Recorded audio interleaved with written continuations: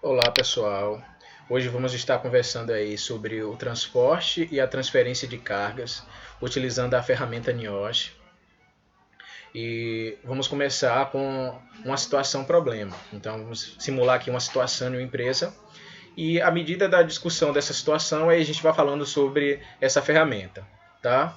É muito importante que essas empresas elas implementem metodologias e modelos de avaliações ergonômicas que permitam assim mapear os postos de trabalho. Então, esses postos de trabalho que estão relacionados a riscos ergonômicos em todas as suas dependências da empresa. Vamos imaginar então uma situação de uma empresa. Imaginemos que um funcionário e aí ele tenha uma atividade habitual durante a maior parte de sua jornada de trabalho, onde esse funcionário ele descarrega caixas que chegam em seu posto por meio de um veículo. Então o veículo chega com essas caixas e esse funcionário ele tem que tirar essas caixas do veículo e transportá-las para um pallet. E essa mala do veículo aí tem mais ou menos 75 centímetros de altura. Então temos 75 centímetros de altura aí. E levando essa caixa até para o pallet que tem uma altura de 10 centímetros, vamos supor. Então a distância aí entre a mala e o pallet é de 65 centímetros, tá? Essas caixas elas pesam aí em torno de 15 quilos, vamos determinar aqui 15 quilos, que é o peso dessa caixa que ele transporta. E sua pega é considerada regular. Então, a facilidade que ele tem aí de segurar essa caixa para transferi-la para o pallet é considerada regular. O ritmo de trabalho e as necessidades da matéria-prima obrigam que os trabalhadores descarreguem uma caixa a cada 10 segundos. Então, vocês concordam comigo que a cada 30 segundos o colaborador ele consegue descarregar uma caixa. Então, em 1 minuto, ele vai ter uma frequência aí de 2 elevações por minuto. Então, em 1 minuto aqui ele consegue realizar 2 elevações para pegar a caixa e colocar no pallet. Vamos lá. A duração da tarefa ela é considerada moderada, porque dura em torno de 1 a 2 horas. E a distância horizontal de agarre é de 30 centímetros. Ou seja, a distância horizontal aí, que é dada pela distância da caixa, que é a carga, em relação ao seu corpo, é de 30 centímetros.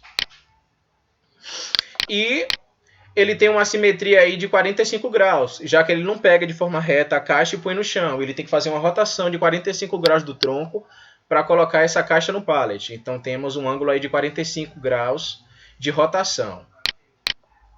Vamos lá. Então, eu vou deixar aqui uma pergunta. Qual o risco de tarefa em questão? Como analisar aí o risco dessa tarefa com esses dados que a gente obteve aí depois de uma avaliação, tá? Como é que a gente vai resolver isso? Vamos primeiro explicar, né, como utilizar a ferramenta NIOSH.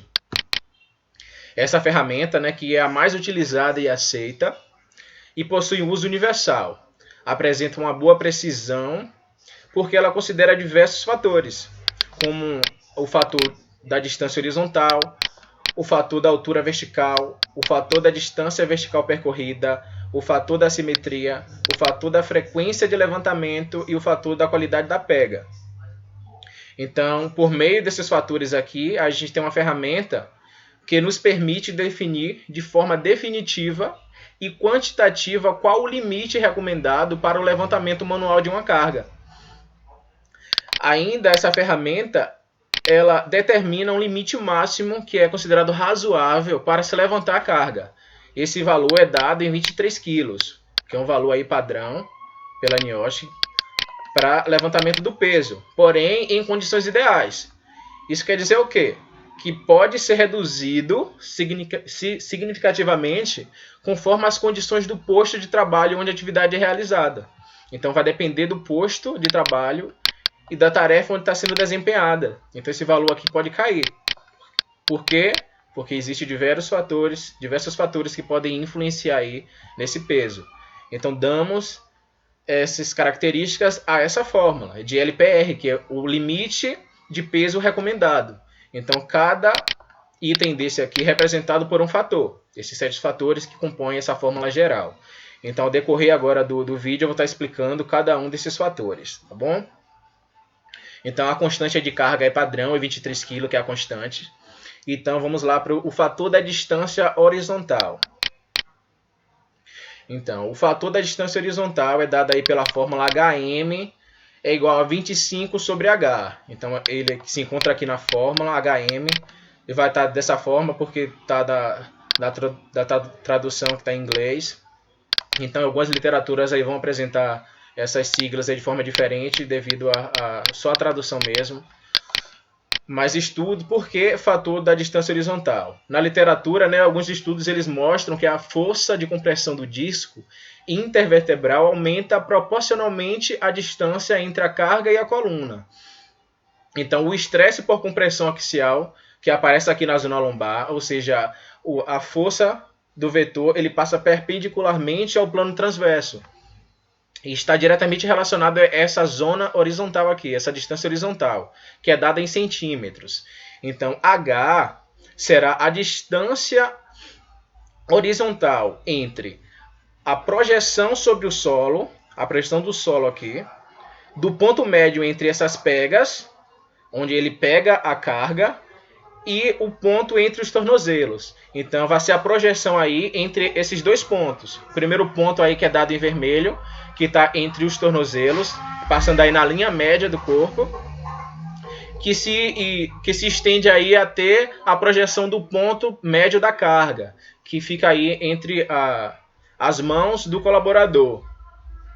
Então, no enunciado, a gente viu lá que ele determinou que essa distância era de 30 centímetros. Então, a gente substitui H, que a gente já sabe que H é igual a 30, dado lá na fórmula. 30 é o valor de H. Então, dividimos 25 por H, que é igual a 30, né? E encontramos o valor de 0,83. Então, HM, que é o fator da distância horizontal, aí, é igual a 0,83. Então, vocês concordam que são mais penalizados os levantamentos nos quais o centro da gravidade da carga está separado do corpo. Então, quanto mais distante for aí, mais será penalizado aí esse fator da distância horizontal. Mas ainda temos algumas características para expor. Por exemplo, a carga, se ela for menor que 25 centímetros, a gente considera igual a 1, porque seria aí a recomendação aí do comitê. Da mesma forma, se a caixa estiver junto ao corpo, a gente considera aí HM igual a 1. Não devemos exceder 66 centímetros de distância horizontal. Então, o H ele deve ser menor que 63 centímetros. Tá? Encontrando o valor de HM, a gente já substitui na fórmula. Então, aqui a gente já coloca 0,83, porque a gente já achou o valor de HM. Agora, vamos para VM, que é o fator da altura vertical. Temos o fator da altura vertical, que é esse valor aqui, entre a pega e o solo. Mas por que foi determinado esse fator? Então, são penalizados dessa forma os levantamentos nos quais as cargas elas devem ser apanhadas em posição muito baixa ou posições muito elevadas. O comitê ele estabeleceu aí uma diminuição de 22,5% do peso em relação à constante de carga para o levantamento a partir do nível do solo. Então, quando se parte aí do solo o peso e você vai transferir esse peso para outro lugar, aí há uma redução de 22,5%. Da mesma forma que é penalizado de uma redução de 22,5% a cargas que estão a nível dos ombros ou até acima do nível dos ombros. Então aí a gente penaliza em uma redução de 22,5%. Esse fator ele vai valer 1 quando a carga estiver situada a 75 centímetros, que ele considera aí o valor normal, a uma altura de 75 centímetros, em relação ao solo. E isso vai diminuindo à medida que nos distanciemos desse valor. Então, como é que a gente dá essa fórmula? Ponto médio aqui da carga até o solo, lá no nosso exemplo, a gente determinou que esse valor é 75 centímetros. Então, a altura da carga que ele transfere aí do veículo para o pallet está ideal. Tá 75 centímetros aí, então é um ponto positivo. Então, a gente substitui, já que a gente tem o valor de V. Se V é igual a 75 centímetros, a gente vai substituir aqui. V é igual a 75 centímetros. Vm é igual a 1 menos 0,003 vezes 75 menos 75. Isso aqui resulta em 0, todo número multiplicado por 0 é igual a 0, então 1 menos 0, temos o valor de 1. Vm é igual a 1. Uma característica importante aqui é que não devemos exceder 175 centímetros, ou seja, V não deve ser maior que 75 centímetros. Deixar aqui exposto, essa característica é importante. Agora, já que temos o valor de Vm que é igual a 1, vamos substituir na fórmula. Então, Vm aqui será igual a 1. Beleza? Vamos para o próximo item. Vamos lá. Fator da distância vertical. O fator da distância vertical percorrida. Essa característica refere-se aí à diferença entre a altura inicial e final da carga. O comitê ele estabeleceu aí em 15% mais ou menos a diminuição da carga quando o deslocamento se der desde o solo ou até além da altura dos ombros. Como é isso? Temos D aqui igual a V1 menos V2. V1 seria a altura da carga em relação ao solo, na origem do movimento. Então vamos lá lembrar do exemplo que a gente deu lá no início. O colaborador ele pega a caixa que está aí em 75 centímetros de altura, que é a altura da mala, e ele vai transportar essa caixa para o pallet, que tem uma altura de 10 centímetros. Então, a altura inicial aqui do movimento foi 75 centímetros, beleza? E você vai transferir para o pallet na altura final de 10 centímetros. Esse 10 centímetros aqui a gente se baseia em relação ao solo, e não ao pallet. Então, o pallet tem uma altura de 10 centímetros. Então, a altura final é 10 centímetros. Então, se D é igual a altura da carga em relação ao solo na origem do movimento, menos a origem, né, menos a altura no final do movimento. Então, V1 menos V2. Se V1 é igual a 75 centímetros e V2 é igual a 10 centímetros, então temos o valor de D igual a 65 centímetros. Achando o valor de D, a gente joga na fórmula de dm. Então já sabemos que a fórmula de dm é 0,82 mais a divisão de 4,5 sobre D. Então já temos o valor de D, que é 65, a gente já substitui aqui na fórmula. Então já sabemos que 0,82 mais 4,5 dividido por 65, essa divisão aqui dá 0,07. Então a gente soma 0,07 mais 0,82, que resulta aí em 0,89. Então já temos o valor de dm. E só deixar uma característica aqui. O dm ele não deve aí ser maior que 175 centímetros. Então tem que respeitar o limite aí de 175 centímetros. E caso essa distância aí for menor que 25 centímetros, a gente mantém dm igual a 1, já que essa distância de 25 centímetros é considerada ideal. Então a gente mantém aí 25 centímetros, manter igual a 1. Mas como no nosso caso, essa distância for de 65 centímetros, então temos dm aí igual a 0,89 devido ao cálculo. Beleza? A gente achou aí 0,89, a gente já substitui aqui na fórmula principal, dm. Agora vamos encontrar m. Quem é esse AM? Vamos saber agora. Temos o fator de assimetria, né, que podemos encontrar levantamento assimétricos em várias situações de trabalho. Então, quando existe um ângulo entre a origem e o destino do levantamento, quando se utiliza o corpo como um trajeto de levantamento, em espaços reduzidos ou solos instáveis, ou seja, são em situações em que há necessidade de rotacionar o tronco para que se execute essa atividade. Até mesmo pela redução do tempo de levantamento, devido à demanda do trabalho mesmo, requer que você acelere o movimento, que você faça isso de forma rápida, acaba forçando, né, o tempo, acaba gerando torções num tronco, que não seria o ideal, né? Então o comitê ele estabelece 30% a diminuição para levantamentos que impliquem nessas torções. a partir, né, do ângulo de 90 graus. Então, se o ângulo de torção ele for superior a 130 graus, que ele determina um valor, né, muito alto, a gente torna a M igual a zero. Então, a M ele é igual a zero caso o ângulo seja acima de 135 graus. Como no nosso exemplo aí, o nosso colaborador ele faz uma rotação de 45 graus para pôr essa caixa no solo a partir do veículo, então temos 45 graus aí o ângulo. 45 a gente substitui aqui na fórmula, a fórmula de AM. Se temos 45 o valor, substitui, multiplica 0,0032 vezes 45, que é o grau que a gente encontrou lá. A gente vai encontrar esse valor e subtrair aí de 1, que vai dar o valor de 0,86.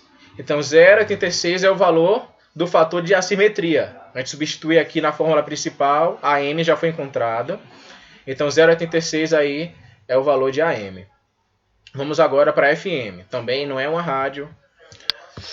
É apenas o fator da frequência de levantamento. Como é que a gente determina a frequência de levantamento? É determinada aí por 3 critérios. O primeiro é o número de levantamentos que ele realiza aí por minuto. O segundo, pela duração da tarefa desse levantamento. E por último, pela altura do mesmo. Então vamos lá.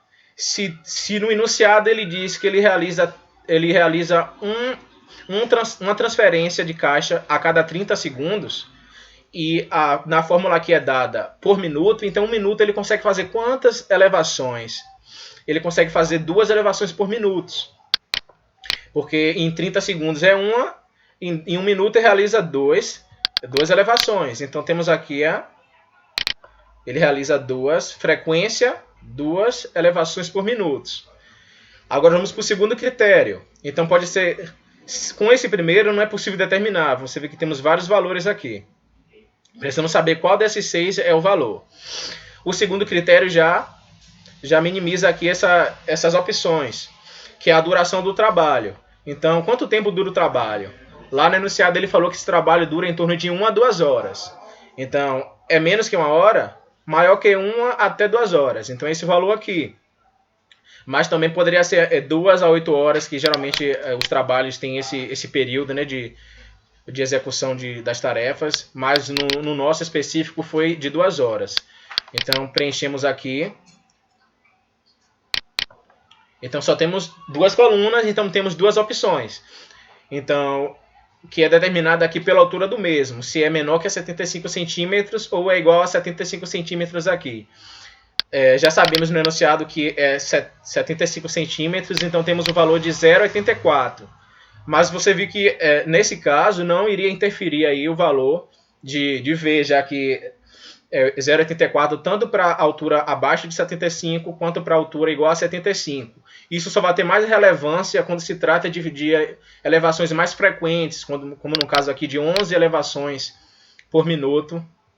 Tem uma significância, já que abaixo de 75 seria 0,0 e igual a 75 seria 0,23. Então, teria relevância assim. Mas no nosso caso aqui é 0,84 o valor de FM, que é o fator da frequência de levantamento. Temos o valor igual a 0,84, a gente já substitui aqui na fórmula, restando apenas CM. Vamos saber quem é CM aqui agora. Beleza? Temos CM. Temos o fator da qualidade de pega aí como um critério que é obtido segundo a facilidade que se tem de pegar e a altura vertical da manipulação dessa carga. Então, são 2 fatores. Então, com que facilidade eu tenho para transferir essa carga? Tá? E qual a altura vertical aí que eu manipulo essa carga? Aí a gente encontra, temos 3 critérios aqui, que é pega boa, que é aquela pega onde tem suporte fisiológico ao formato aí das nossas mãos, né? E geralmente aquelas cargas que tem um suporte, que, né, que tem um formato mesmo do encaixe dos nossos dedos. Temos a pega, que é considerado razoável, que mesmo não tendo aí todo esse suporte fisiológico, nos permite aí uma flexão aí de 90 graus dos dedos, que dá uma boa, né, um bom suporte para sustentar essa carga. E uma pega, né, que é considerada aí ruim, que como o próprio nome diz, né, possui recipientes deformáveis que não permite aí uma fixação e dificulta aí essa transferência. No nosso caso, foi considerada uma pega regular, né, já que permite aí uma flexão da caixa de 90 graus, flexão dos dedos de 90 graus. E então vamos para a fórmula. A gente encontra também na fórmula, da mesma forma que o fator da frequência. Então, para determinar o fator da qualidade de pega, a gente determina, né, a qualidade dessa pega, que é considerada regular, no nosso caso. Então, temos aqui duas opções, que seria 0,95 ou 1. Então, o que vai determinar aqui seria justamente a altura vertical da manipulação dessa carga. Como já sabemos que a nossa carga é manipulada na altura de 75 centímetros, então temos o nosso tipo de pega aí no valor de 1. Então é considerado aqui 75 centímetros de altura e o tipo de pega ela é regular. Então CM é igual a 1. Tá? É bom ressaltar que a distância entre as mãos seja aí de 66 centímetros uma da outra, determine que seja 66 centímetros ou menos, não ultrapassar disso. E que elas estejam em frente ao dorso, então de frente, e na mesma altura ou nível. Então para uma mão não ficar mais elevada que a outra, então sempre aí as duas no mesmo nível e na mesma altura. Tá? Então encontramos o valor de CM, substituímos aqui na fórmula, né, que era a última a ser encontrada. Então já temos aqui, para resolver essa equação, temos que o limite do peso recomendado é igual a esses 7 fatores. Já encontramos cada um destes nos slides anteriores, a gente determinou como encontrava cada um. Então, dessa forma, multiplicando aí tudo bonitinho, a gente encontra o valor do peso recomendado de 12,27 quilos. Esse aqui é o peso da carga recomendada para esse tipo de trabalho. Então, observe que a LPR aqui vai determinar o peso recomendado para o tipo do trabalho que está sendo desempenhado naquele posto. Então, a partir disso aqui, como é que a gente vai analisar? Então, existe o índice de levantamento, que é dado aí pelo peso da carga levantada, dividido pela carga recomendada. Então, lembra que o peso lá da caixa foi de 15 quilos, o peso da caixa. E a gente vai dividir esse peso pelo peso recomendado, que foi o que a gente encontrou aqui pela fórmula de Niosh, que é de 12,27. Então, levantamento, né, o índice de levantamento será de 15 quilos, que é o peso da carga levantada. Temos aqui o peso da carga levantada, dividido pela carga recomendada, que é de 12,27. Então, temos um índice aí de levantamento igual a 1,22. Então, a gente já terminou aqui de 1,22, que é o índice de levantamento. Então, por meio desse índice de levantamento, que a gente vai poder julgar aí e identificar as zonas de risco. Tá? Então, aqui temos três zonas. O primeiro é o risco limitado, quando o índice de levantamento é menor que 1. Nesse caso, a maioria dos trabalhadores que realizam esse tipo de tarefa com índice de levantamento abaixo de 1, eles não devem ter problemas. Então, é um tipo de tarefa aí que não pode trazer problema. Como o nosso aí é acima de 1, então a gente não se encaixa aí nessa zona. Temos o aumento moderado do risco, né, que é onde o índice de levantamento ele é maior que 1 e menor que 3. Que esse aí se encaixa exatamente no nosso, que temos 1,22, fica aí nessa zona.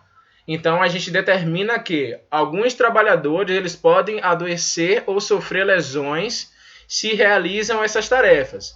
Então, nosso trabalhador aí que descarrega aí as caixas do veículo para o pallet, ele pode se sofrer, né, adoecer por meio dessas lesões aí que podem acontecer por essa tarefa. Então, as tarefas desse tipo elas devem ser redesenhadas ou atribuídas apenas a trabalhadores selecionados que estão submetidos a controle. E caso fosse maior que 3, né, seria considerado aumento elevado de risco, onde o índice de levantamento aí é maior que 3, esse tipo de tarefa é inaceitável. Do ponto de vista ergonômico, claro, e deve ser modificada. Então, temos algumas considerações a fazer diante desse quadro. Por que eu digo isso? Porque a equação de Niosh, ela foi concebida para avaliar o risco que está associado ao levantamento de cargas em determinadas condições. Então, por isso, torna-se importante a gente estar mencionando aqui suas limitações para que não se faça mau uso dessa ferramenta. Então, por quê? Essa ferramenta ela não leva em conta o risco potencial que está associado aos efeitos cumulativos dos levantamentos repetitivos. Tá? Ela não considera eventos imprevistos como deslizamentos, quedas em sobrecargas inesperadas. Ela também não foi concebida para avaliar tarefas nas quais se levanta a carga com apenas uma mão, quando se levanta cargas ao se estar sentado ou se está agachado, ou quando se trata de cargas de pessoas, como por exemplo aí, profissionais da área de saúde que lidam com transferência de pessoas. Então essa ferramenta aí não foi concebida para avaliar esse tipo de tarefa. Também para objetos frios, quentes ou sujos, porque essa ferramenta aí não tem,